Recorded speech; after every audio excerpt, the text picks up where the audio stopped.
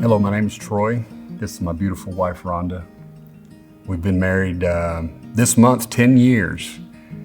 And so what we thought was going to be a new relationship with a lot of hope, what we didn't realize, it turned into be a relationship where we were broken. We were bringing baggage in from our previous lives into our new marriage.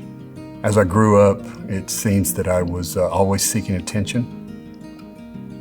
I wanted approval from other people. So through that, I began to hang out with people that made me feel good and begin to do things that made me feel good. And most of those things were taking drugs, drinking, and eventually turned into pornography. I've been married twice before Rhonda, with young children involved, 4 young boys, 1 in the first marriage, 3 in the second marriage. Those 4 young boys, one of them, the one from my first marriage, grew up to struggle with his own alcohol and drug use.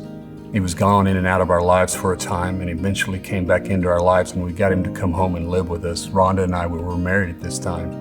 In May of 2013, there was a knock on our door. Our son had been killed in an accident. My wife and I went down. And they took us back to a little room, told us to wait there, and eventually the doctor came to us. And he told us that our son was gone. And for a couple of years, as we struggled to put our lives back together, the Lord, as I now know, began to call us. 2017, we attended Re-Engage, where I was convicted by the Lord to confess infidelity to Rhonda from earlier in our marriage, not knowing where that was going to take us. When my husband actually confessed his infidelity, that literally threw me to the feet of Jesus. We were in Re-Engage when this happened, and I have to say that our community group and the Re-Engage group that we were a part of helped us tremendously. Sometimes you sit here and you ask yourself, how is it that I can be free from my past? And there's one thing I can hear Jesus saying, I hear it over and over, and he says, with man this is impossible, but with God all things are possible. I think that this is a way that God used all of these things to bring us together and glorify his name, and we have to speak of that. We have to